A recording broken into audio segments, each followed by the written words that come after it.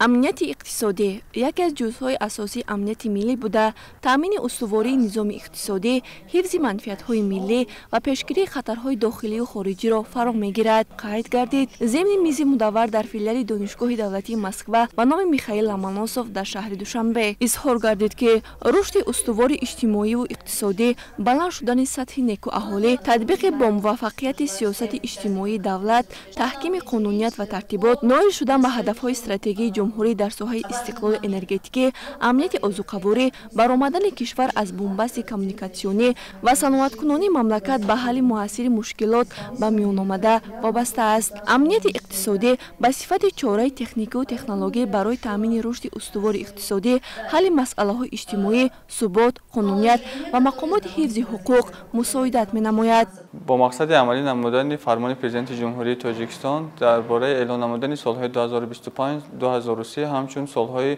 رشد اقتصادی رقمی و اینواسیا در فیلیال دانشگاه دولتی مسکو با نام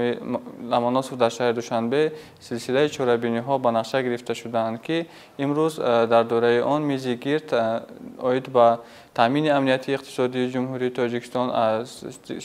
شرایط و تهدیدهای زمان معاصر برگزار گردید. هدف از برگزار نمودن چوره‌بینی این بررسی مسائل مبرم ساحه و کارکرد مسائل‌های نظریوی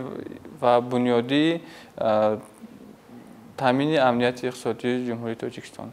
هدف برگزار نمودن میز مدور تحلیل و بررسی و ارزیابی دستاوردها و تمایل‌های رشد اقتصادیات ملی با مقصد نائل شدن به امنیت اقتصادی میباشد. در میز مدور مسئله‌های مبرم تامین امنیت اقتصادی تاجیکستان از جمله جنبه‌های نظریوی و عملی آن مورد تحلیل قرار گرفتند. رشد استحصال ملی صنعتی و کاهش وابستگی از واردات با مقصد تحکیم استقلالیت اقتصادی کشور، شکلگیری استراتژی با ثمر فعالیت اقتصادی خارجی که به گوناگون سازی شریکان تجارتی، بلند برداشتن رقابت پذیری تجارت ملی و کم کردن خطرهای اقتصادی بیرونی روانه شده است. تقویت نظارت در ساحه‌های استراتژی اقتصادی و پیشگیری تاثیر از حد زیاد عامل‌های خارجی و بازار داخلی، بلند برداشتن سطح سواد اقتصادی و آمادگی اداره کنی کادرهایی که در مسائل‌های امنیت اقتصادی فعالیت می‌کنند، مسائل‌هایی بودند که ضمن چاره‌بینی تحلیل و بررسی شدند. یاسمین النظرزاده، ذوقی بیک زبید، دوشنبه خبر.